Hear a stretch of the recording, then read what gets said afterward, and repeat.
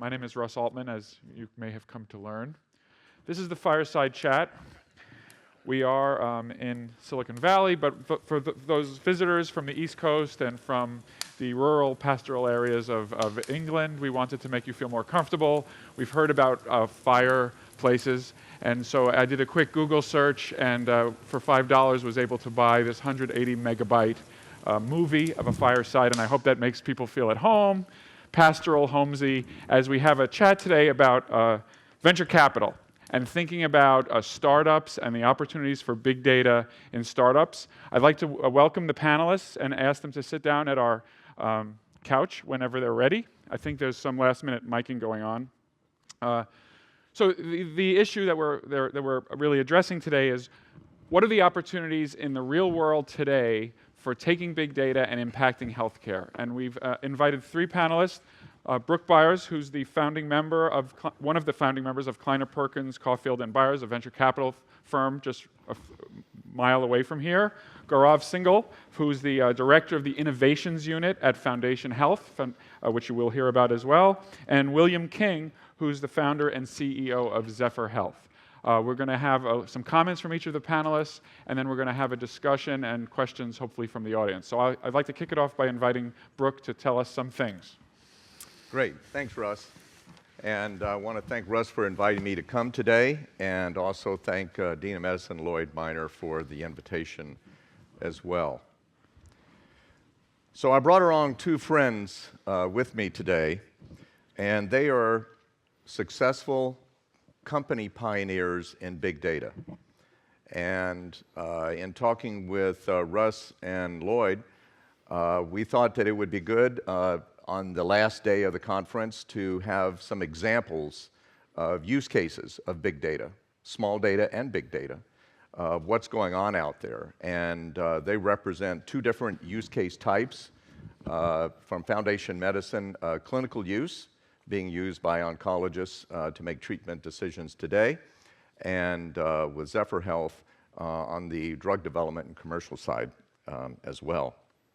So Stanford embraces interdisciplinary. I want to acknowledge that, and that we're here, and I think the conference and the speaker makeup and matrix of that show that, and also how I met Russ. I met Russ 15 years ago when Stanford was doing a bold experiment, which is to create an entirely new department by taking pieces from the School of Medicine and the School of Engineering. And they created the Department of Bioengineering. A very bold thing to do, and not clear it was going to work, and it's worked out spectacularly well.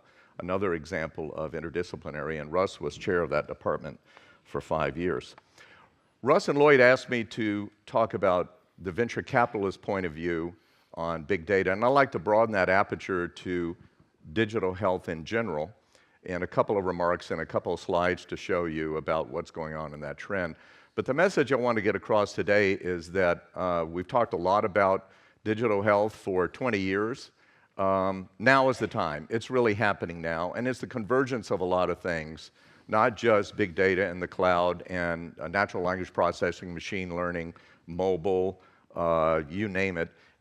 Those are all the tools, but also a new approach and application and to the real needs. And there is need pull for solutions and innovation that are coming along.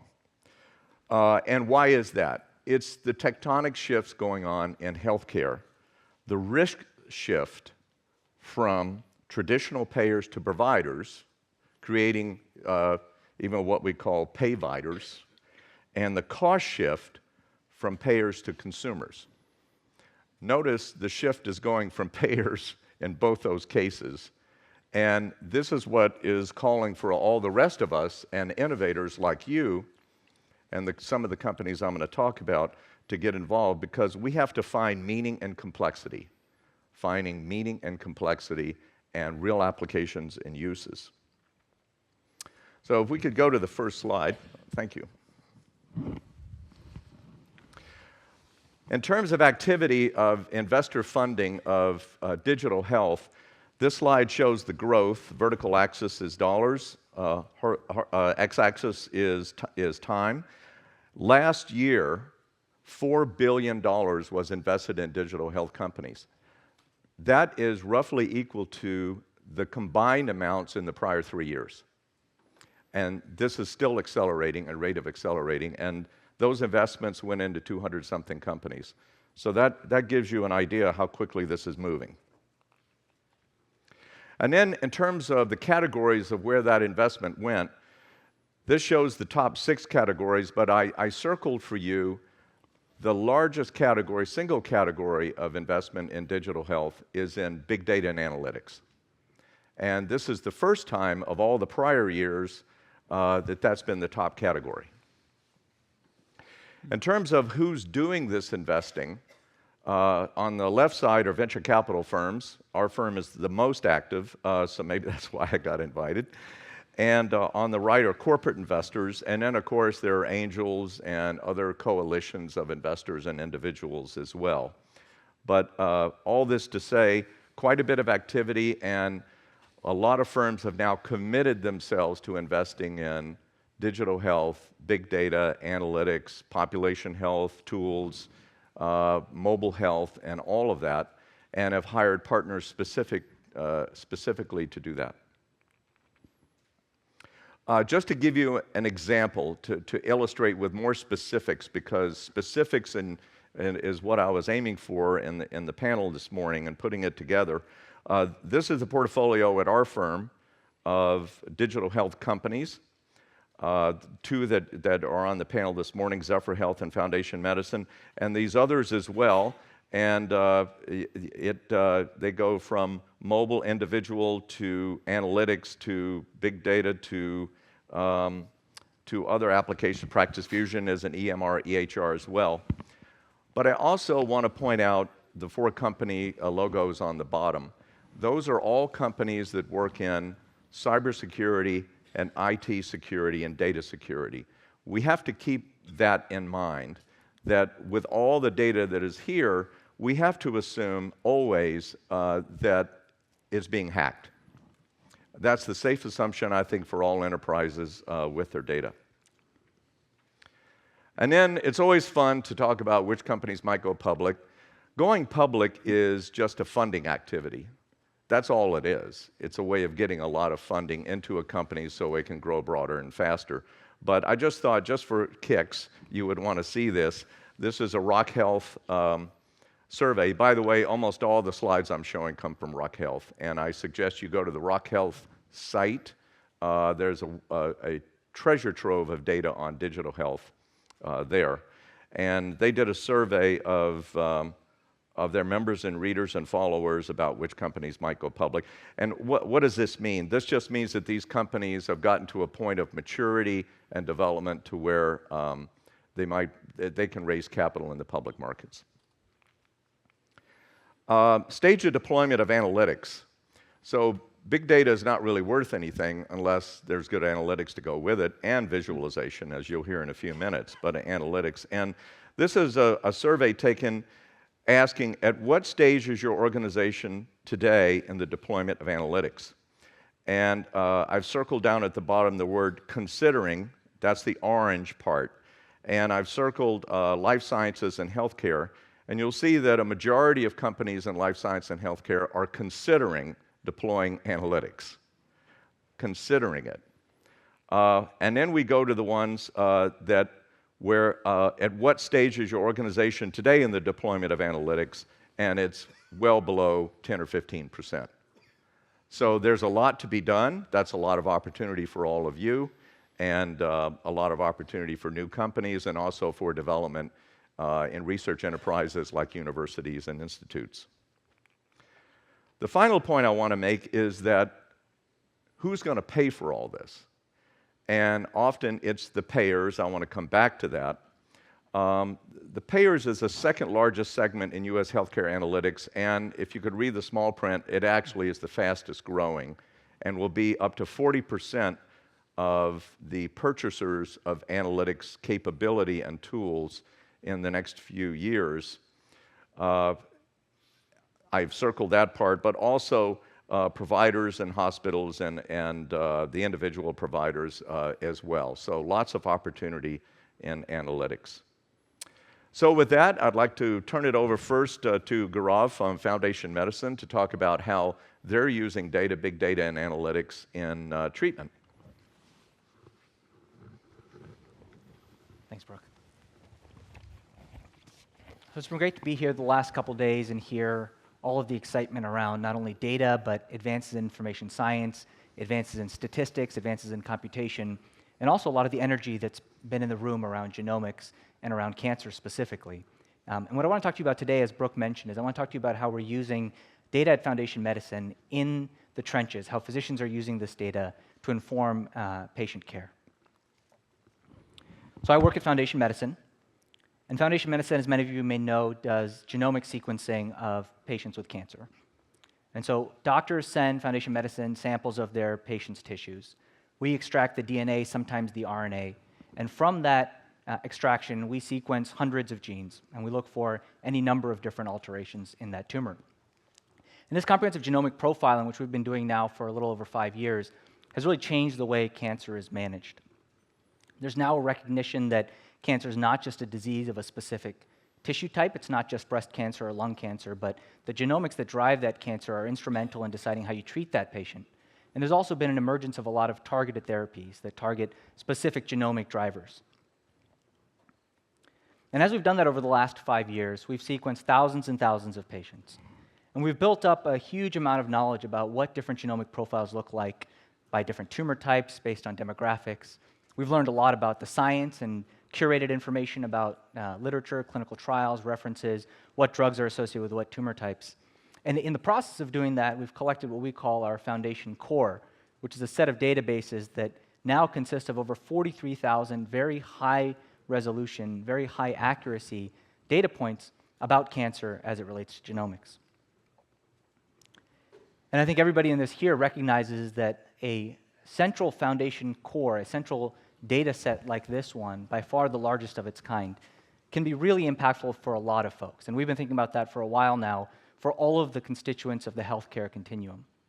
On the payer side, we've been thinking about economic analyses to understand how expensive drugs are being used appropriately or inappropriately and how we could optimize use of drugs that could be effective for cancer patients. On the regulatory side, we've been thinking about how we can improve accuracy and understand the accuracy of these complex tests. On the pharma side, we've done some really interesting things, helped resurrect drugs that initially had stalled in clinical trials because the right population of patients wasn't selected. Now those drugs are available to patients who could really benefit from them. And what I want to talk to you about today, something close to my heart, is the physician and patient side of the equation. So I'm going to start with 2 examples. These are real cases that came across Foundation Medicine in the last few months. And these are doctors who called Foundation Medicine in the absence of a more robust technology solution. They called us and asked for guidance. And so the first was a physician who called about a patient of his who had a type of bladder cancer called urothelial carcinoma. And that patient had gotten Foundation Medicine testing and was found to have an amplification in a gene called FGFR3. That's an unusual finding. Physician wasn't really sure what to do with it. And so called our medical affairs team and said, can you tell me a little bit more about this finding? What does it mean? What does the data show? And it turned out, just by chance, that the person he spoke to at Foundation Medicine had the previous week talked to another physician in another part of the country who had seen a similar patient with a similar type of bladder cancer with the same FGFR3 mutation, who had actually been treated with a drug targeting FGFR3, and that patient had a dramatic response. So just by chance, just by sheer luck, that this physician had called Foundation Medicine, spoken to the one person at the company who knew about this other case, had this information to inform his treatment decision. It's happened other times too. Just in the last few months, there was a doctor who called about a patient with lung cancer and a type of lung cancer called non-small cell lung cancer in an advanced stage. That patient was found to have an EGFR mutation. And certainly for the oncologists in the room and for others, you may know that EGFR is a well-characterized gene in advanced lung cancer, and there's great drugs for it. In fact, so good that they've now supplanted chemotherapy as first line in many cases. But the nuances here are important, and it's not just that this patient had lung cancer, not just that they had non-small cell lung cancer, not just that they had an EGFR mutation, but the specific mutation matters, and in this case, this patient had a mutation that had never been described before, an activating fusion. And so that patient happened to be started on an EGFR inhibitor and had a dramatic response, a sustained response, that as recently as 2 weeks ago when that doctor last contacted us, was continuing to do well on that therapy. So the question becomes, these are two really remarkable cases of patients who, by virtue of having really rare findings, could be considered maybe N of 1 cases, at least for the physicians treating them. But as we heard from Matt Might yesterday, they may not be N of 1 globally, and there may be other patients like them. And how can we, sort of as a system, capture the insights from cases like these and make them available more broadly? And it sort of begs the question, how many of these rare genomic findings really are as rare as these two cases? Are these just two outliers? So the first thing we did was we looked at our database. We looked at these 43,000 cases, and we said, well, what does the genomic landscape look like? How rare are these findings? So the first analysis we did, we said, okay, let's look at the findings that we've reported on our tests. How often is it the case that that patient is alone in that entire institution in terms of their tumor type and genomic makeup? And it turns out that well over half the time, 61% of the time, the findings that we're seeing have never before been seen at that institution. So if you're a physician, you get a report back, it's more likely than not that the finding you're seeing, you're the only person in your entire institution that's seen that. So that's sort of the local N of 1 experience. But what about if we look at our database, if we look at all 43,000 cases? If we just look at those 61% of cases that don't match within an institution, almost all of them, 91% of them, can be matched to another patient if you take into account this global network. And 2/3 of the time, they can be matched to over 15 patients.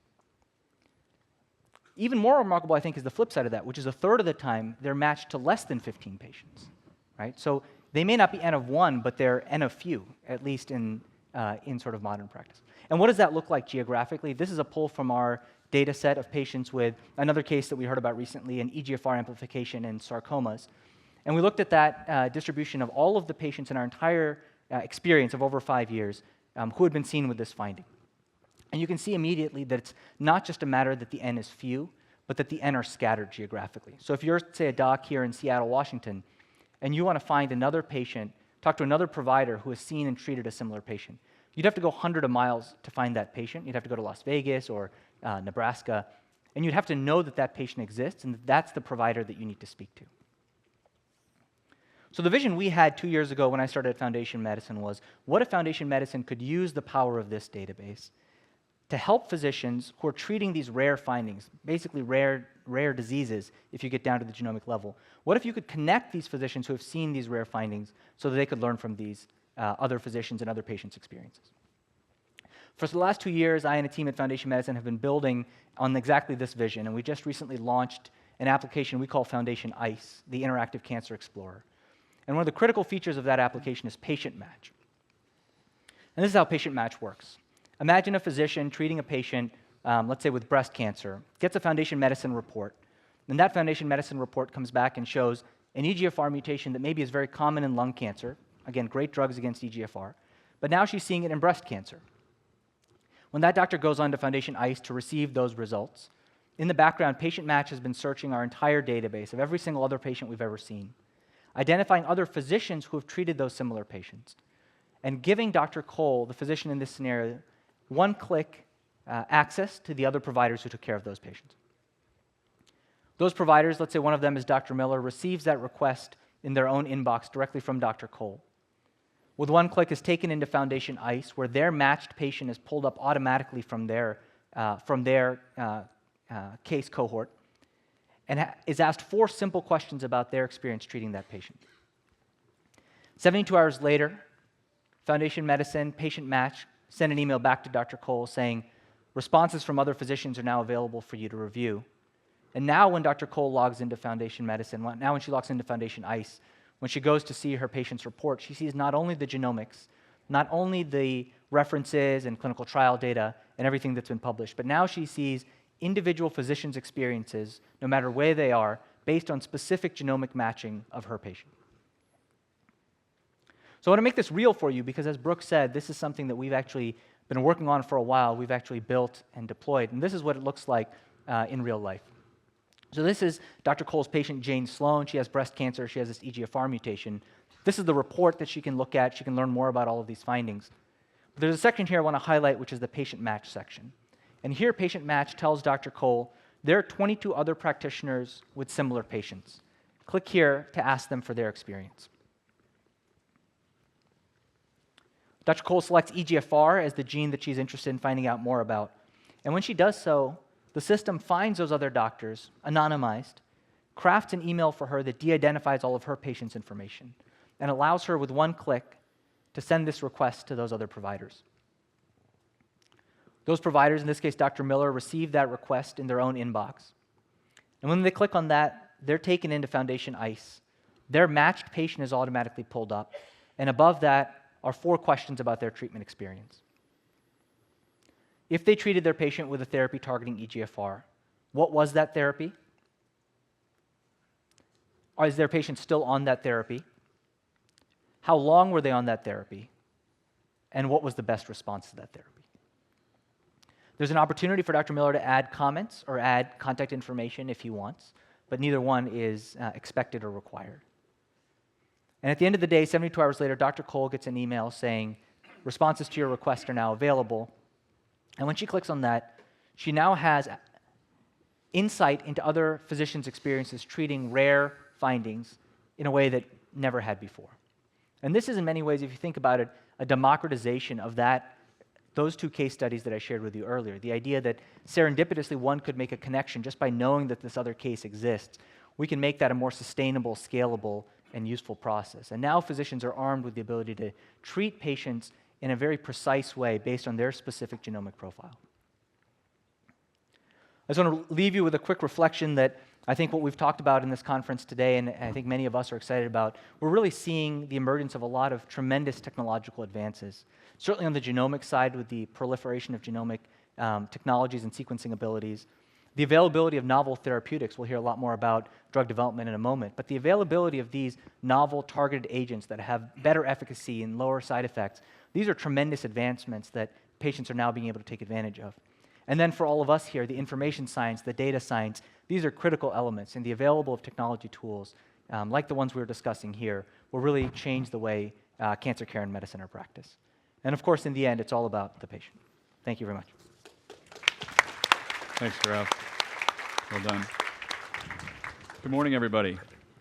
It's my great pleasure today to come and talk about, I've got a chance to hear a lot about the advancements in therapies and science and innovation. And at Zephyr Health, what we think about is how do we take those advancements, how do we take those therapies and bring them to market, and ultimately put them in the hands of the patients that need them the most. I wonder if I can just back up 2 slides here for a second. I want to start with this notion about how we get therapies to market. You know, it's a big challenge, drug discovery, therapeutic discovery. But it's also a big challenge getting those therapies into the hands of patients. And sometimes, as we know, the best therapies don't make it. They don't make it to market. Sometimes even mediocre therapies end up becoming the standard in treatment.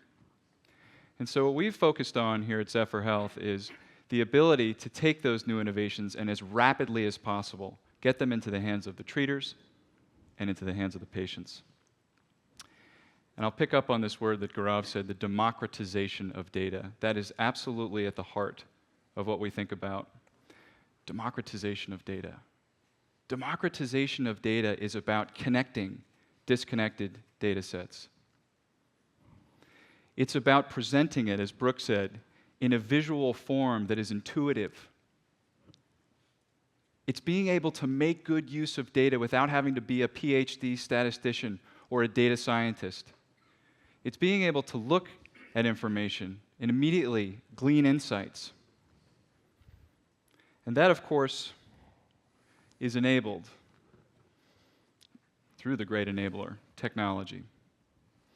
And for us, technology really is about the ability to take huge amounts of disconnected data in the health ecosystem and leverage machines, algorithms, machine learning, contemporary technology solutions to link this data together, to run analytics on top of this data. Ultimately, to produce insights that are actionable. Again, so that we can advance how these therapies are brought to market.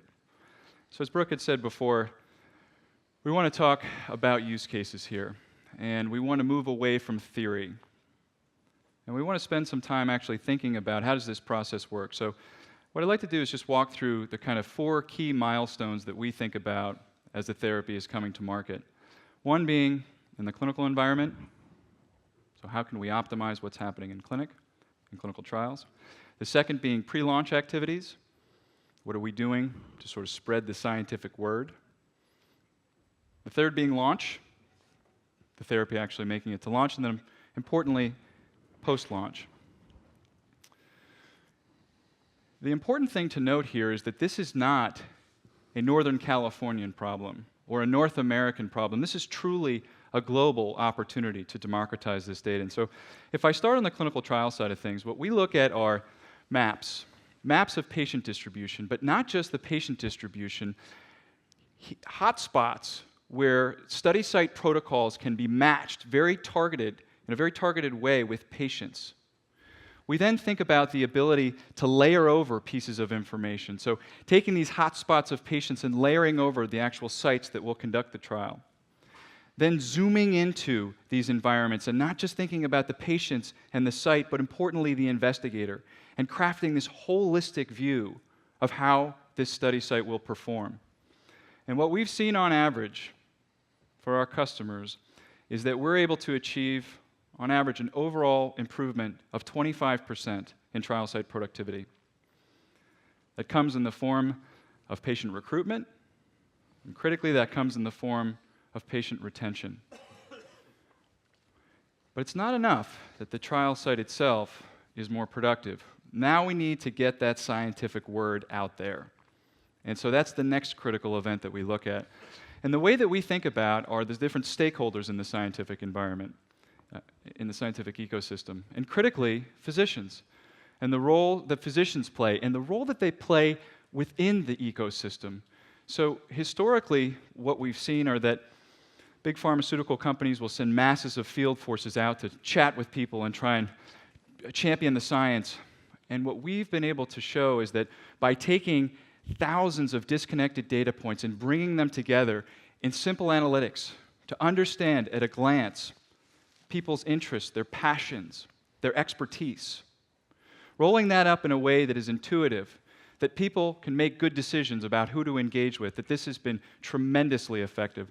In fact, for a field force of about 100 people, what we've been able to show is that the time saved by having all this information at your fingertips creates the opportunity for 4,000 additional engagements in a year.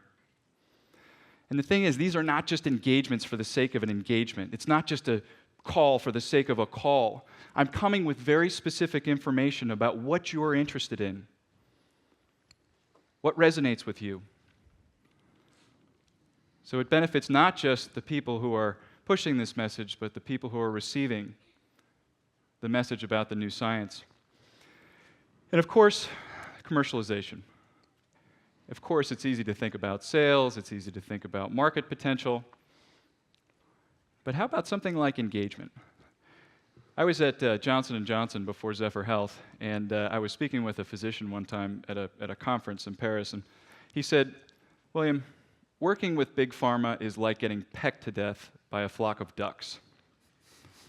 You guys all come and take a little piece, and there's just absolutely no coordination here." And it's true, he's right.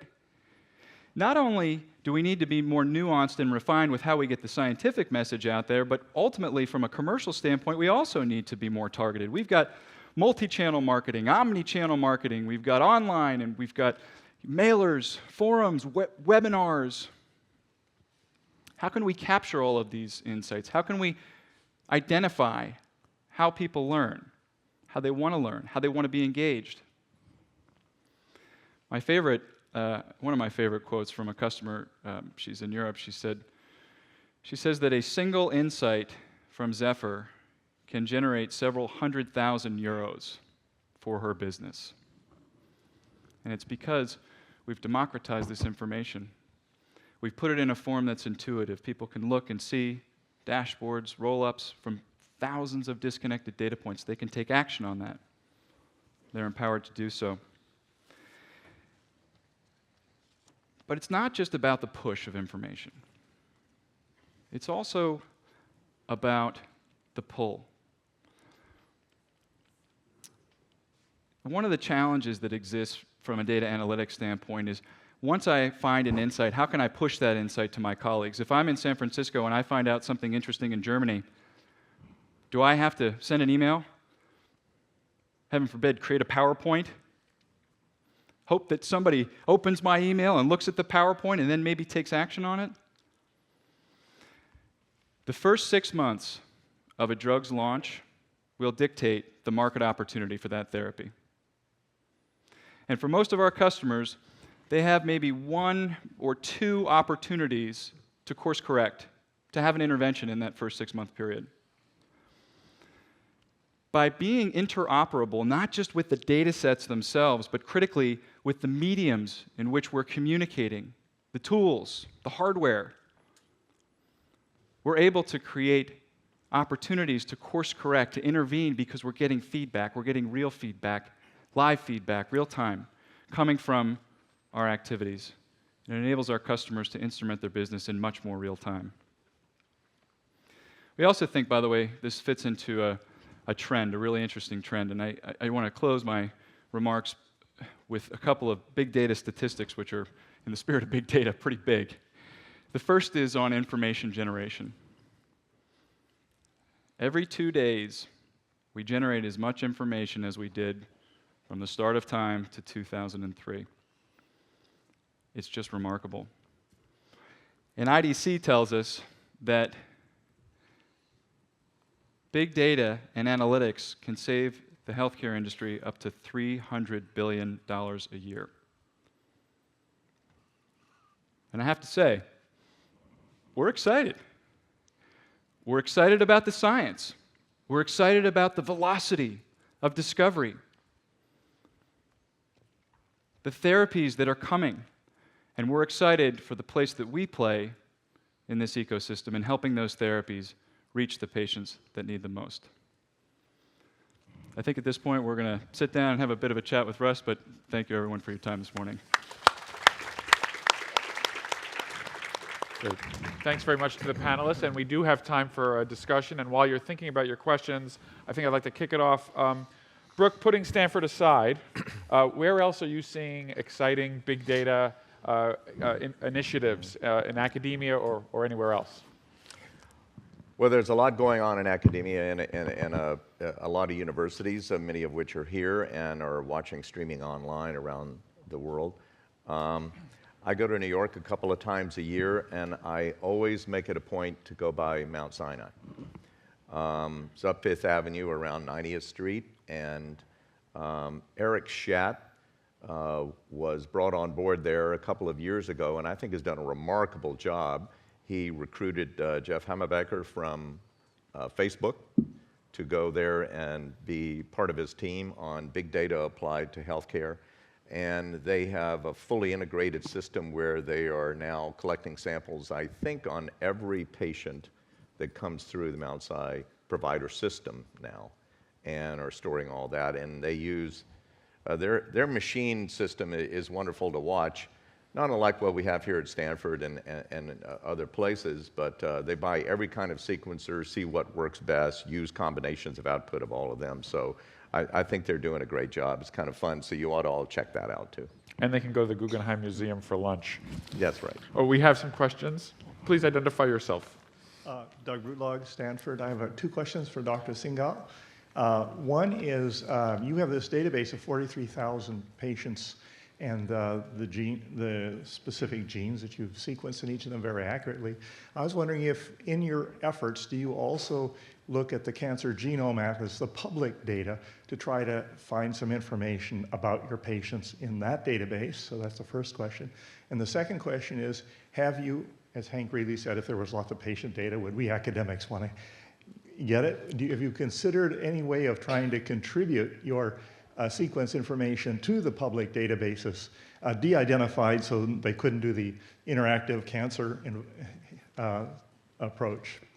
Yeah, so great questions, thank you. So the first question was, do we use public databases like TCGA? And we certainly do, both in sort of the bioinformatic pipeline in terms of doing some of our variant analysis, but also we've sort of recognized as we've done this some of the limitations of that data set. As you probably know, that data set focused on a few different disease entities, and we've found part of the really exciting part of our database is that people are sending in cancers of all types because oncologists see cancers of all types. And so one of the, I think, really exciting things about the work we've done looking at our data is that we can find things that were never even considered in TCGA. And the second question I think is a great one as well is how do we use this data to contribute to public data sets? And it's certainly been top of mind for us for a long time. It's something that we recognize that this is a collaborative effort among academia, among researchers, among a lot of different organizations. And we've spent a lot of time very recently thinking about how we bring specifically our pediatric data set into public forum. So that's an effort that's ongoing with a number of collaborators right now as we figure out exactly the right mechanism to release that. András Pelionis, Holgentech, Silicon Valley. Based on Gaurav's key notion, a question to Brooke. The key notion, of course, was that you are matching cancerous genomes to the best therapy. And matching, we know, the present day, you send an email, Gmail, and then there is a recommendation. This is reality of today. Fast forward 10 years. It will be done. The perfect matching. The problem is that presently, the matching is based on natural language, whatever you type in your emails. And we know from Eric Lander, for instance, 2009, that nature's geometry actually is fractals. So my question to Brooks is, where would you put this fractal approach that I do with my son and you do with your son? Would you put it into Google Ventures, or would you put it into Foundation Medicine or somewhere else? Thank you. I think you ought to answer this. Yeah. So it's a great question. I think the question was a lot of what's being conveyed right now is natural language, and how do we sort of interpret that in the larger construct? And I think that's one of the challenges. Is you've seen one of the approaches we took here is that it's a semi-structured approach to having that conversation. And as you point out, this is the solution for today. And I think that's part of what all of us wanted to talk about. Is there's a lot of really exciting work that's happening in the future, and how can we sort of deliver some of that value and realize it today? How do we help doctors and patients who are taking care of or treating cancer every day today? So this was sort of a middle ground where we sort of took a semi-structured approach and allow some natural language to be embedded in there as well. And I have no doubt that's going to improve and become more sophisticated over time. Rob Kalen from FDA, and I'd like all four of you actually to address this taking action part of the business. Because, I'll try to be brief about this, but many of you know I started my career as a comparative effectiveness database researcher in the 1970s. And I would say more than half the time when a bright fellow brought me an analysis, it seemed to show that people with characteristics X had more of disease Y, and there was a thing that looked obvious to do for it. It turned out not to work or to even be detrimental. And so now we're scaling this up to a very large enterprise, and we're producing pictures that are going to be very alluring to clinicians and patients to take action based essentially on big observational comparisons. The latest part of the story for me is right before I jumped the fence, I had the chance to engage with Silicon Valley. And the most startling thing to me was the fact that randomization is used as a routine by the company. I always thought these people just magically knew how to mine data and come to brilliant conclusions. And then what I learned was their most important things they actually randomize because it's so hard to get causal inference from an observational analysis. Then I learned that business schools are now teaching A/B comparisons in the very first semester of business school. So as I'm all for the data-free environment and good pictures and having people see things that look intuitive, but what kind of systems are you building in to have people stop and understand things like confounding, lead time bias, all the reasons that you have the PhD statisticians looking at really important decisions. Because I think, this could, I love the term that was used yesterday. I'm not accusing you of this, but the concept of, what was the word that was used? It was like snake oil cyber technology. It's so alluring, and it ought to work, but we've learned the hard way that often in medicine, the most obvious things don't work. So I'm very interested in what all four of you think about this and what you might have learned from the other areas of technology where it seems like randomization in business is moving faster than randomization in medicine. I'll make a comment just from our side. The thing that we think about is how people learn and how change is affected. And what we've seen from a commercialization standpoint is that there's been historically a feeling that we'll just have a big push of information out to the treatment community or the scientific community, and the more we push science and the more we sort of, as industry, get that out there, then the more adoption will occur. And from our standpoint, as we think about the democratization of data, what we're trying to do is move people away from a one-size-fits-all, just push the science, get it out there, and start to think about, almost akin in some ways to almost the kind of Moneyball concept, if you've read that book or familiar with Billy Beane. Think about positioned players in the ecosystem and how they contribute to the dissemination of whether it's the actual science, whether it's in the clinic, how behavior actually is occurring. Think about the position that those people play. So from our standpoint, what we're trying to do is move away from a one-size-fits-all push to start to think about who are the physicians that have the experience, and what is that experience, and how can we empower them with the right tools so that they can spread that information in their network and with their peers, and they can be the drivers of the anecdotes, the science, the information, all of the key things that are very relevant. That certainly, from our perspective, is sort of how we've thought about the role that we can play in this ecosystem. Yeah, and I'm happy to share our perspective at Foundation Medicine. I think, Rob, what you bring up is this sort of fundamental conflict between observational data and sort of the traditional gold standard in medicine, the randomized trial. And I think that, at least from my perspective, there are a couple of things that are worth considering. One, I think we know from work like Johnny Ioannidis is here that not even the RCT is infallible. But second, that the tenability of randomization of every of these permutations, we're going to reach a limit where we simply cannot randomize every different combination, every specific genomic permutation. When you've got 10 patients that match one particular, let's say, subtype, how do you randomize every group of 10 patients and learn from them? So I think that there will be a necessity that we find a way to learn from observational data. All of the points you raise, I think, are great. Certainly there's confounding that needs to be taken into account. There's biases that need to be accounted for. And I think that that's something that we as a community, as a scientific community, as a clinical community, will have to figure out the right way to overcome. We talked yesterday a little bit about how one might be able to draw causality from observational data, whether or not you believe that that's possible, but at least the best we can do to control those confounders. I think that's a science and a sort of field that will have to emerge. But I also think that it'll be critical that we not lose the observational experiences of physicians across the country who are living this, who are treating these patients, some of whom are rare and as you saw here, scattered and few. So I think that it'll be a balance eventually between randomization and observation, and how we balance those, I think we have to learn together. If I could add, since you kind of called out the four of us, I'm going to throw in.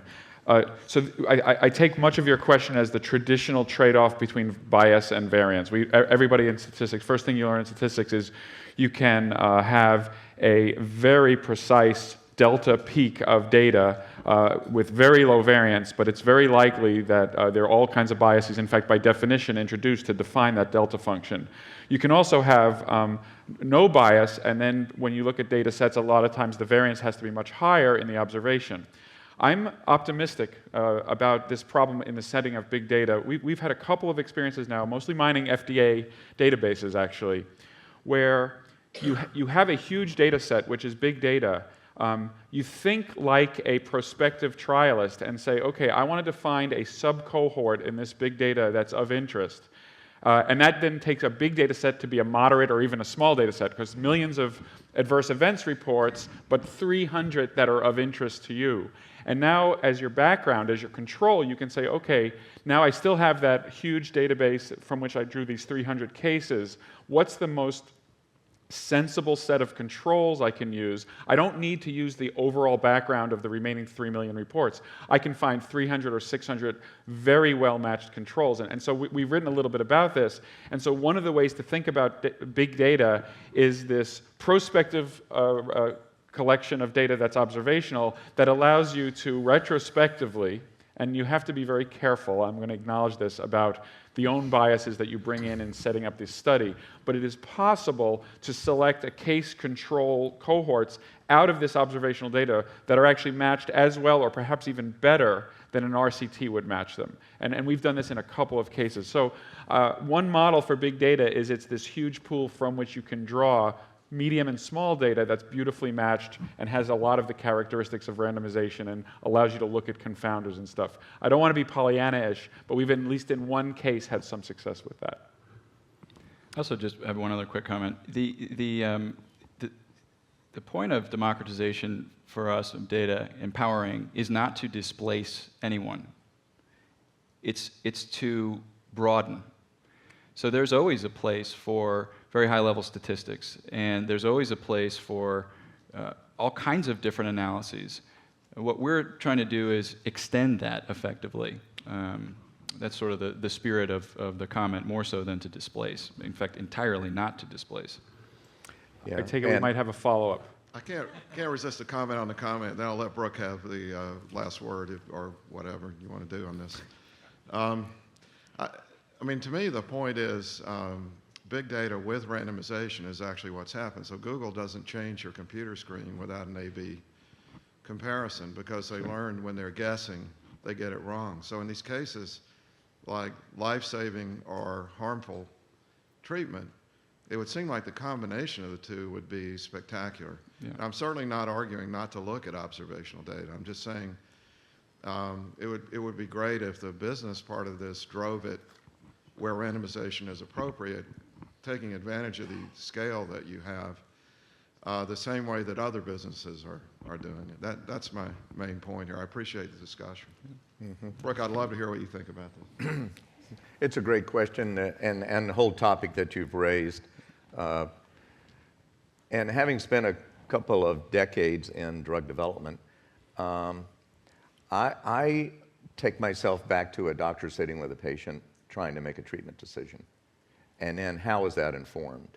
And it's informed by treatment standards from some guidelines. It may be informed by the institution that clinician is in, or or maybe the network that person interacts with, or what they're trying to do. And they all know that even the results of an RCT have non-responders.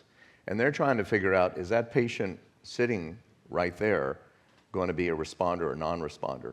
And what we're getting at with science and technology now, and genomics, proteomics, all the techniques we can use to elucidate the diseases, and diagnostics. Diagnostics has not been talked about much at this conference, but it's a huge, huge area of innovation, is trying to give more information to the clinician. If you look at the report that comes out of Foundation Medicine, it does not say in one page, this person has an ALK mutation or EFGR or BRAF or whatever. It doesn't say one and that. It says there's always more than one mutation. Out of the 308 you test for now, you look at, something like that. And then they confound some of the other findings. The report is like 30 pages, right? And it references all the scientific literature, but it's the clinician's decision. And what they're trying to figure out is, will this person be a responder or not to this therapy? And so I think that's also the heuristic at the end of judgment. I'm afraid, and with apologies to the people who are at the podium, that we have run out of time with this great discussion. So I want to thank the panelists very much, and I think we have a break now. Well done.